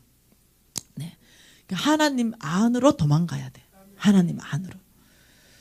여러분 이럴 때 분기와 혈기가 나고 정력이 올라올 때 어디로 도망가는 게 가장 안전한 장소인지 압니까? 지금 이 시간에 예배하는 장소가 어디인가? 지금 이 시간에 예배하는 곳이 어딘가? 예배하는 곳에 가야 됩니다. 그래서 뜨겁게 찬양 부르기 시작하고 뜨겁게 예배하는 자리에서 발부둥 쳐야 돼요. 아버지. 그때 하나님께서요 여러분 싹 치유해버립니다. 왜? 여러분이 하나님 뜻대로 살려고 발부둥 치기 때문에 하나님이 여러분의 중심을 붙들어가기 시작합니다. 여러분 이게 영적 전쟁에 승리하는 거지. 맨날 귀신아 나가라. 여러분 한번 해봐라. 엄난한 영이 들어왔다. 예? 그러면 이 나를 엄난케 하는 이 악한 영아 나가라 하면 계속 묵상태 시켜준다. 그 엄난한 걸 통해서 얼마나 쾌감이 있을 것인지 그것 더 시켜준다니까. 계속 뭔 말 이해돼요? 그 영적 전쟁 아니라니까. 영적 전쟁은 뭐라고요? 네. 반대영 반대정신을 했잖아. 이 엄난한 영이 있을 때는 어디나 거룩한 영이 지금 어디 있는가? 예외하는 곳이 어딘가? 그곳을 찾아가서 말씀, 찬양 안으로 들어가기 시작할 때 자동적으로 이게 다 그냥 없어져 버리는 거예요. 왜? 견디지 못하니까. 찬양하기 시작할 때 옥문이 터져버리니까 바울과 신라의 영적 전쟁에서 승리해버리는 거예요. 여러분이요 귀신하고 한판 하려고 제발 좀 그러지 마. 귀신은 무시 좀 해요. 네, 그 반대형 반대정신 안으로 깊이 빨리 가버리면 이 자동으로 싹 없어져 버리는데요. 여러분 안만 쌓아봐라. 그 귀신하고 한판 되는가? 우리 목사님은 지금 점점점 심각할 거야. 이 강의가 끝나고는 다시 한번 꼭 모셔야 될 것 같아요.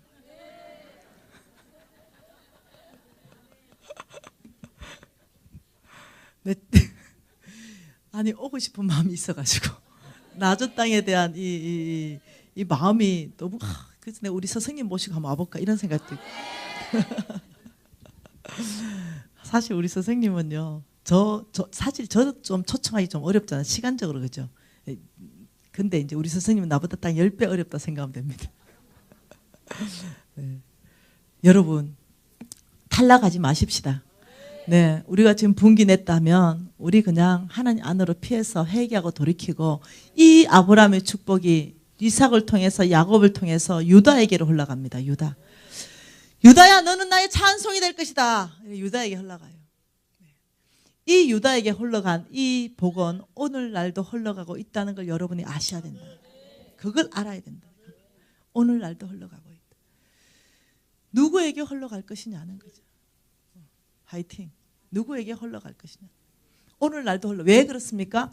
아브라함에게 주어진 미션이 뭐냐면은 이 미션 자체가 하나님의 나라를 세우는 미션이에요. 그래서 이 지금 아브라함의 후손은요 오늘날도 있다니까요. 오늘날도 아브라함에게 축복한 이 모든 축복은요 그대로 흘러가는데 이제 내일에 그 유업 아브라함에 준 이 축복 이 유업을 이제 우리가 믿음으로 받고 성부의 콜링에 응답하려고 하고 있어요. 여러분 우리가 여기에서 걸리지 말자는 거예요. 여기에서 걸리지 말고 우리는 약속으로 출발하고 보이지 않는 세계를 우리는 관심 갖고 우리는 이것들을 성경으로 말씀으로 다 걸러내버리면서 정말 내가 거룩하니 너희도 거룩하라. 여러분 우리 하나님은요 얼마나 사랑이 많으신지 우리에게 할 수 없는 거는 요청하지 않으신다. 내가 거룩하니 너희도 거룩하라 했다면 거룩할 수 있다는 거예요. 뭔 말? 거룩할 수 없는데 요청하지 않는다는 거지. 우리가 거룩하지 않는 걸 선택하기 때문에 거룩하지 않는 삶을 사는 거지. 우리가 거룩한 걸 선택할 때마다 은혜 부으셔서 더 거룩한 삶 살게 하시는 거예요. 여러분 그걸 알아야 돼. 여러분 기름 부으심의 통로가 막힌 것 중에 하나가 거룩치 못할 때. 여러분이 혹시 만일 그런 삶 가운데 있다면 괜찮습니다. 오늘이 놀랍게 구원받는 밤입니다. 오늘이 그 거룩치 못한 행실들을 다 끊어버리고 아버지 오늘 제가 확실하게 말씀에 계시받았습니다. 오늘부터는 거룩한 삶을 따라갑니다. 이렇게 하는 거 회개하고 돌이키면 어떻게 한다고요? 내가 기억도 하지 않는다. 그게 우리 하나님의 놀라운 긍휼하심입니다. 오늘 하나님 이렇게 말했습니다. 내가 일어나겠다. 너희들에게 긍휼을 베풀기 위해서. 내가 너희들을 기다린다. 내가 너희들에게 은혜를 베풀겠다.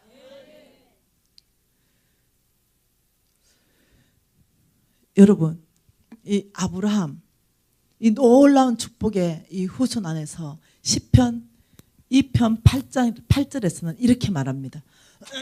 좀 띄워주십시오. 시편 2편 8절. 같이 한번 읽어보십시다. 내게 구하라. 내가 이방 나라를 내 유업으로 주리니 내 소유가 땅끝까지 이르리라. 여러분, 자, 이거 한번 봐보십시다. 성경적으로 한번 풀어보십시다. 내게 구하라. 내가 이방 나라를 내 유업으로 주리니. 이렇게 말했죠. 이때 유업이라는 단어가 있습니다. 유업. 중요한 단어입니다.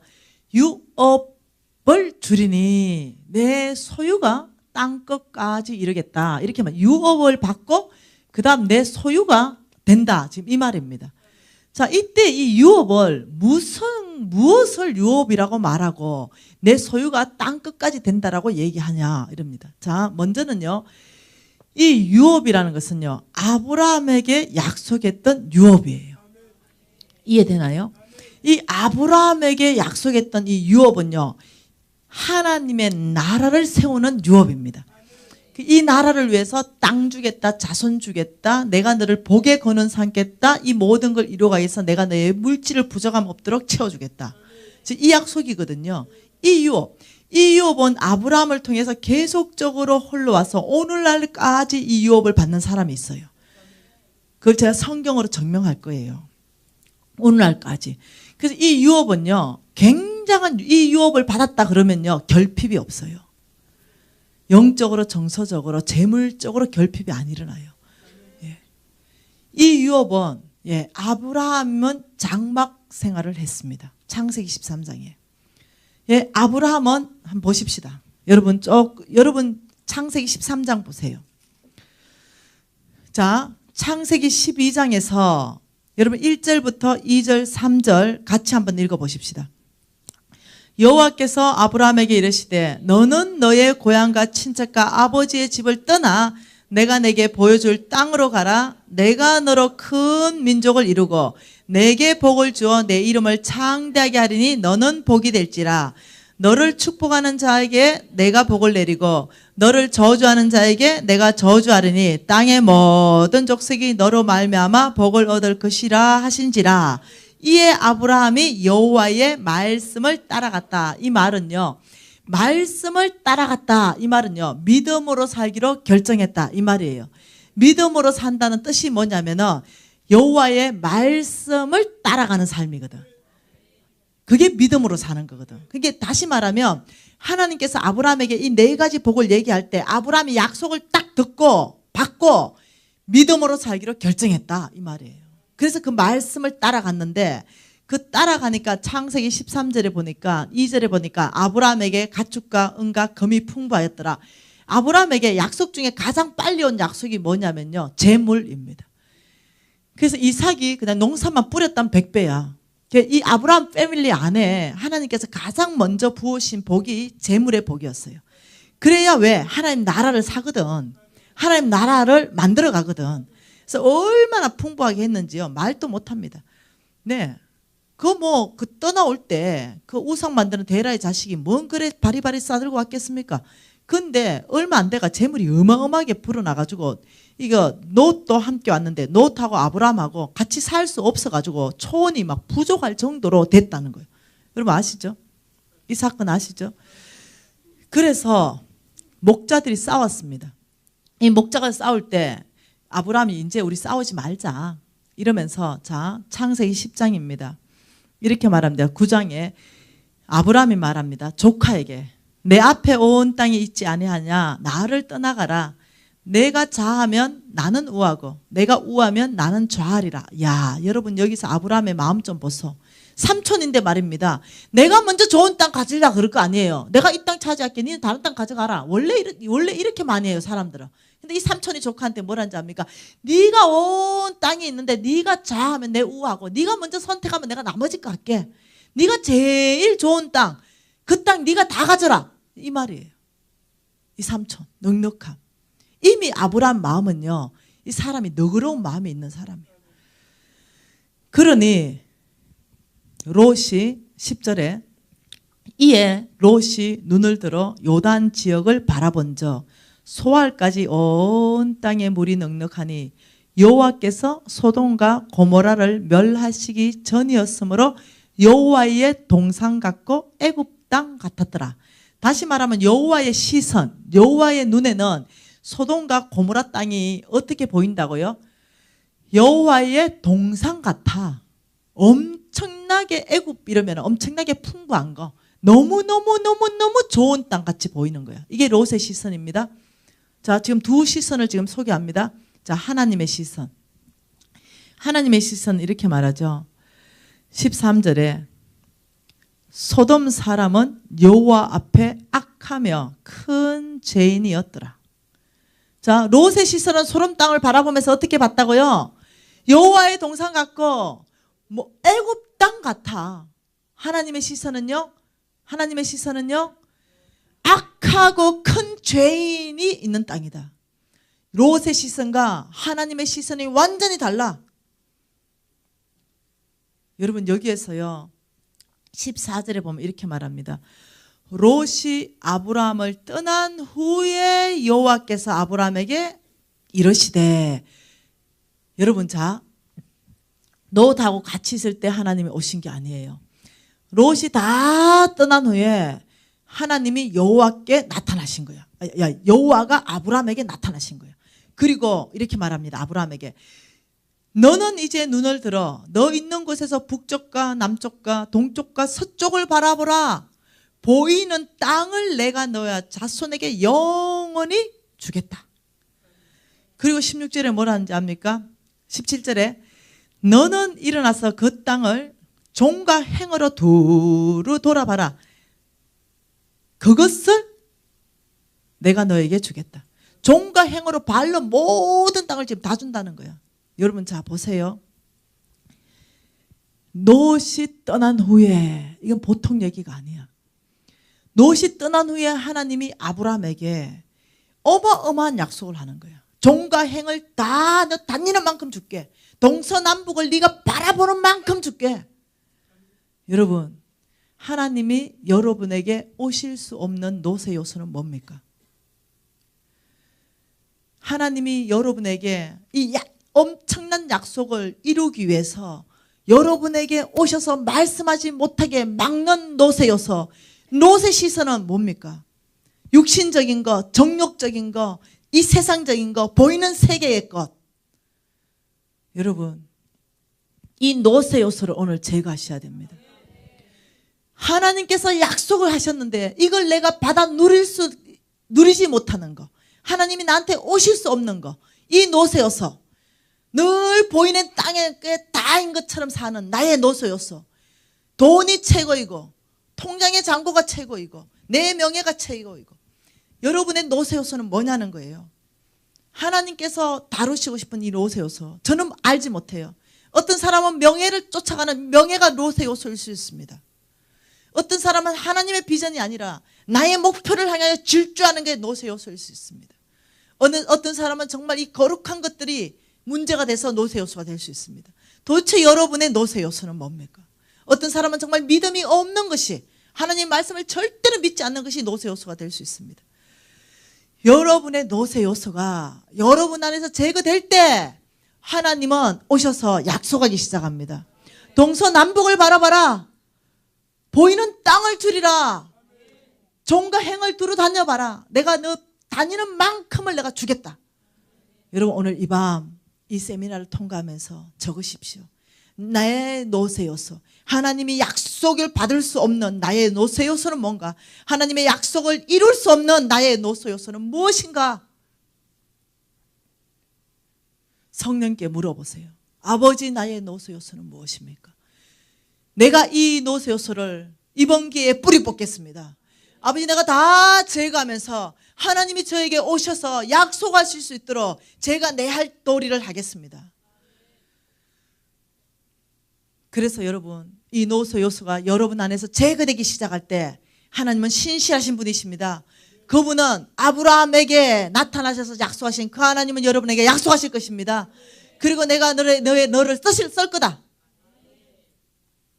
여러분, 이때 18절에 아브라함의 놀라운 행동이 있습니다.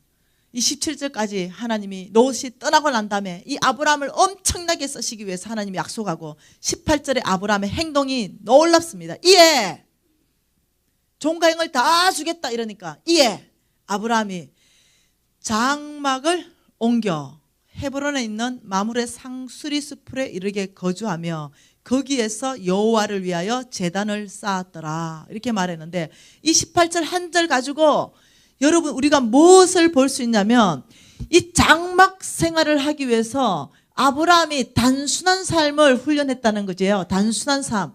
단순한 삶이 뭐냐는 거예요. 여러분 여기에서 이렇게 합니다. 이 아브라함이 장막을 옮겼다. 이 장막 생활, 장막을 옮겼다는 것은요, 소유, 물질과의 관계를 얘기하는 거죠. 물질과의 관계. 이 물질과, 여러분 장막이다 이러면 텐트 생활입니다. 여러분 텐트 쳤는데 구름이 있어요. 하나님의 임재가 있습니다. 하나님이 뜨면 텐트를 막아 짊어지고 가고, 이스라엘 백성이 그래 살았어요. 하나님 머무르면 또 거기 텐트를 칩니다. 근데 장막 생활이 열애되니까 장막이 지겨워가지고 튼튼한 벽돌집을 짓고 돌 침대 갖다 놓고 그게 막 엄청난 김치 냉장고도 갖다 놓고 백엔 올립슨도 갖다 놓고 어마어마하게 해가지고 오늘 이제 잔치하는 날이야. 개업. 그 뭐라 그래, 입주. 온 이스라엘 백성을 다 불렀는데 그날 밤 어떻게 구름이 떴어. 구름이 움직이네. 모든 사람은 딱 천막을 접어가지고 구름 움직이는데 따라가는데 나는 돌침대 들고 못 가. 무슨 말인지 이해됩니까? 여러분, 이에 장막을 옮겼다. 다시 말하면 아브라함은 장막 생활을 했다는 거죠. 그 엄청난 부자인데도요, 아브라함은 심플하게 살았어요. 단순하게 살았습니다. 장막에 거주했습니다. 여러분, 심플하고 단순하게 산다. 이 삶은 무엇을 얘기하냐면 목적이 한계라는 거예요. 그러면 돌침대 사지 말라, 김치 냉장고 사지 말라, 이 말이 절대 아니에요. 우리 집에도 있다니까. 뭔 말 이해돼요? 그런 얘기를 하는 게 아니야. 이 소유와 물질과의 관계를 장막 생활해라, 이 말은 뭐냐면요, 물질을 그 위해서 그게 좋아서 쌓고 또 쌓고 또 쌓고 또 쌓고 해가지고 자꾸 나를 부유하게 하고 또 부유하게, 이 말이 아닌 거야. 이 장막 생활이라는 말은 뭐냐면은 오로지 좀 단순하고 심플하게 사는 거. 다시 말하면 우리 어머니만큼 단순하고 심플한 사람 없어요. 책에 보면 우리 어머니에 대해서 적어놨어. 이 어머니는요, 성경을 100독도 더 읽었어. 엄마, 성경에 뭔 말 있어요? 이러면 성경에 뭔 말 없대. 뭔 말 있는데요? 이러면 오직 예수 사랑, 이웃 사랑. 이거 외에는 내가 성경에서 발견한 게 없다. 우리 어머니가 열정, 우리 어머니가 에너지를 쏟는 거, 우리 어머니가 시간을 쓰는 거, 우리 어머니가 돈을 쓰는 걸 내가 옆에서 보면요, 두 가지밖에 없어. 내가 시간과 열정과 에너지와 돈을 쓰는데 이거 하나님 사랑인가 이웃 사랑인가, 이거 딱 해가지고 그냥 맞다 하면 거기 돈 써, 거기 에너지 써, 거기에 자기의 모든 시간을 다 갖다 써. 근데 이거 외에 다른 거다, 나의 유익만을 위한 거다 이러면 안 써. 이게 심플한 삶이에요. 이게 단순한 삶이라고. 여러분의 모든 시간과 에너지와 물질을 한 가지 목적에 맞추는 거야. 뭐? 하나님 사랑, 이웃 사랑에. 이게 심플한 삶이야. 단순한 삶. 여러분 이제 돌침대 있는 거 얘기하는 게 아니야 지금. 이해되시나요? 아브라함은 심플한 삶, 장막 생활을 우리가 훈련해야 돼. 굳이 필요 없는 것들 너무 쌓고 또 쌓고 또 쌓으면 안 돼. 여러분 프랑스의 떼제 공동체는 1년 지나면 많이 있는 것들은 다 가져 나와가지고 다 나눠버려. 아주 털어버려. 옷도 서너 벌 남겨놓고 다 나눠 쓰고. 여러분 한 가봐라. 한번 솔직하게 한 가봐라. 집에 치약 몇 개 있는지 한 봐봐라. 비누 얼마큼 있는지 한 봐보고. 재놓고 또 재놓고. 절대 그래 안 살아. 필요한 만큼 두세 개 빼고 나머지는 다 교회로 가져와서 좀 나눠서 이게 장막 생활이에요. 소유와의 관계. 그 교회에 좀 한 코너에 예? 그 뭐라 그러는 그거 신용협동조합 비슷한 거 이렇게 해놓고 좀 많이 있는 거 치약 갖다 놓고 필요한 거 뭐 치약 몇 개 갖다 놓고 필요한 거 뭘로 바꿔갑니까? 네, 식용유 한 병 바꿔갈 수도 있고 식용유 한 병 갖다 놓고 또 다른 거 김 한 봉다리 바꿔갈 수도 있고 이 교회 안에서 집에서 남아 도우는 것만 가지고도 생필품 나눔 운동을 펼친다면 얼마나 좋겠노? 얼마나 서로 안에 위로가 되고 사랑이 되고 이거 꼭 필요한데 돈은 없었잖아. 하나님 이번 우리 교회 요번에 내가 주일날 갈 때는 꼭 필요한 거 뭐 전기 냄비 하나 좀 나오게 해주세요. 후라이팬 하나 좀 나오게 해주세요. 돈 주고 사면 아깝잖아. 그리고 나는 뭐 집에 있는 거 커피포트 하나 들고 갈 수 있지. 2개 있다며. 그래서 딱 갔는데 뭐 후라이팬이 더 큰 애 있으면 그때가 하나님을 경험하는 거요. 펑펑 눈물 나겠지. 하나님 나의 필요에 이렇게 공급하셨도다. 이 감정 나오겠지. 여러분 이게 교회 공동체야. 이게 장막 생활이에요. 여러분이 이제 이것을 어떻게 적용할지 이건 난 몰라. 나는 그냥 성경적 원칙을 얘기하는 거예요. 그리고 아브라함이 보니까 이렇게 말합니다. 장막을 옮겼고 여호와를 위하여 제단을 쌓았더라. 2가지. 아브라함은 장막 생활, 제단 생활. 이 제단 생활, 장막 생활은 재물, 소유와의 관계를 보여준다면 제단 생활은 여호와 하나님과의 관계를 보여주는 거예요. 그래서 이 제단 생활 늘 주님 앞에 예배하고 늘 주님을 경배하며 늘 주님을 찬양하는 이런 하나님과의 제단 생활을 아브라함은 늘 동행하는 삶을 살았다는 거예요. 이 2가지가 모델입니다. 아브라함의 유업을 받는 사람의 2가지는 반드시 해야 되는 것이 장막 생활이 가능한가 제단 생활이 가능한가. 네, 이것이 하나님이 보시는 기준이라는 걸 여러분 아셔야 되는 거예요. 그러면서 하나님이 이렇게 말합니다. 이 놀라운 아브라함의 유업. 이 땅에서 하나님의 나라를 세우는데 내가 사용할 사람, 아브라함의 유업을 받은 사람, 하나님의 나라를 확장하고 그 나라를 만들어가는 사람. 여러분 얼마나 영광스러운 사람이에요. 하나님이 쓰시는 그 사람. 이 사람, 이 유업, 이것은 오늘날도 동일하네. 이 유업을 언제 받냐? 이 유업은 현재 받습니다. 현재. 이건 유업을 하나님이 언제 주냐면 당장 줍니다. 지금 줘요. 당장. 뭐라고요? 당장 준다고요. 현재 받고 당장 주는 것이 뭐냐면 유업인데 뭘로 받냐는 거죠. 뭘로? 현재 무엇을 가지고 받고 당장 무엇을 가지고 받냐는 거죠. 그리고 여기는 소유는 뭐냐면요.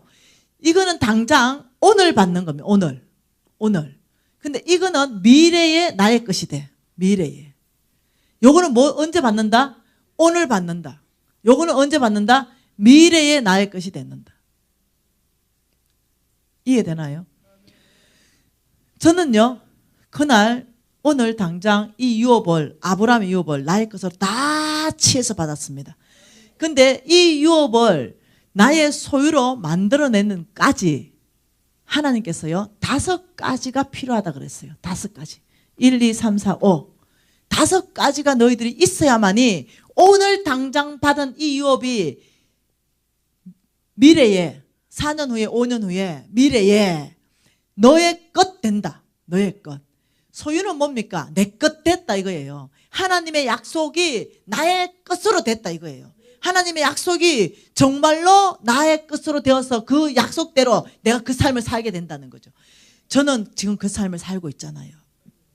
하나님의 유업, 아브라함의 유업 다 받아서 지금 소유로 만들어내서 하나님 나라 확장하며 그 나라를 세워가는데 제가 지금 그거 쓰임받고 있잖아요. 여러분 여기에서 하나님께서 첫 번째 필요한 게 있다라고 말하는 거예요. 첫 번째. 이것은요 5가지 중에 첫 번째만 지금 한번 해보려고 그래요. 책에 다 나와 있지. 첫 번째. 이 첫 번째는요 히브리스 말씀을 통해서 하나님이 말씀하는 거예요. 히브리스 말씀을 통해서 뭐라고 말씀하냐면 너의 믿음을 결부시켜라. 뭐라고? 믿음을 결부시켜라. 결부. 너희들이 믿음을 결부시키지 않으면 너희에게 아무 유익이 없다 라고 말한 히브리서 말씀이에요. 복음을 듣는 자가 믿음을 결부시키지 않으면 무슨 유익이 있으리요? 이게 뭔 말입니까? 예수 믿으면 천국 갑니다. 복음을 듣는 자가 믿음이 없어. 그러면 아무 유익이 안 일어난다는 거야.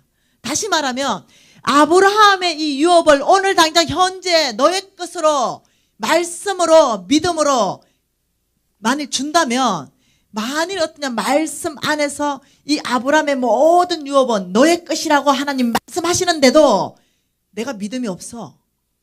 결부가 안 돼. 그러면 그것이 소유로 만들어내지 못한다는 거야. 그 첫 번째 가장 중요한 것이 뭐냐? 믿음을 결부시켜야 된다. 뭐에? 약속에.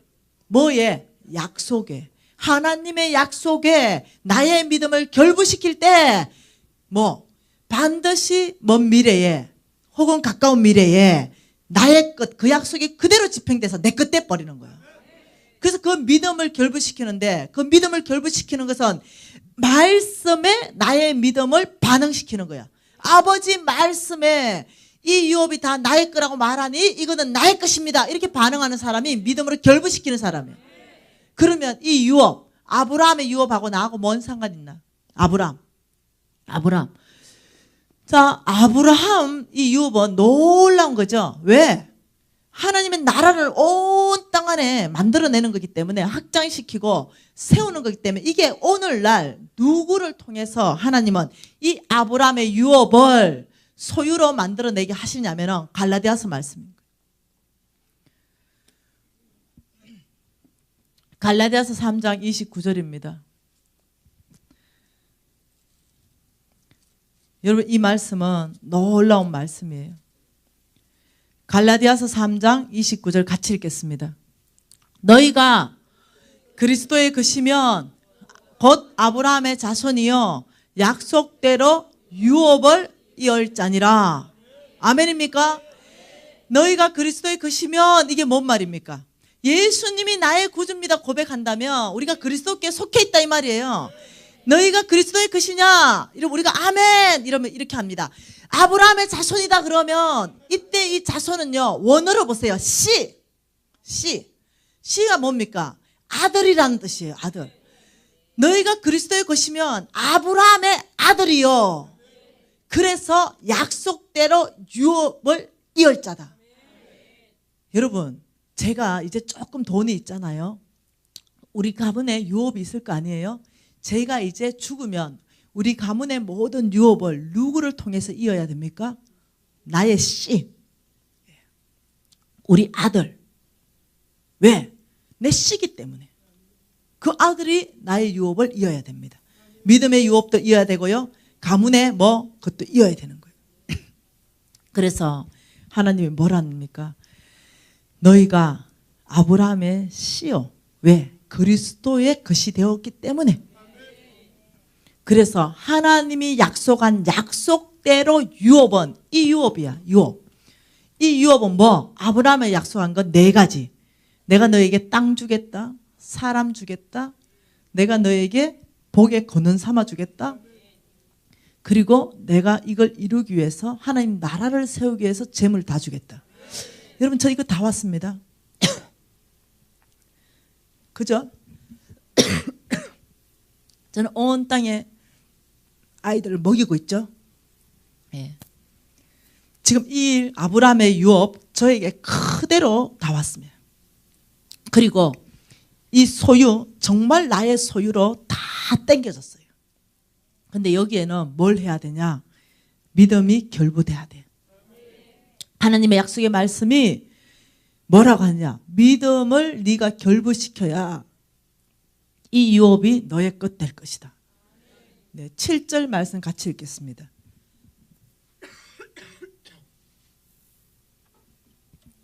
(7절)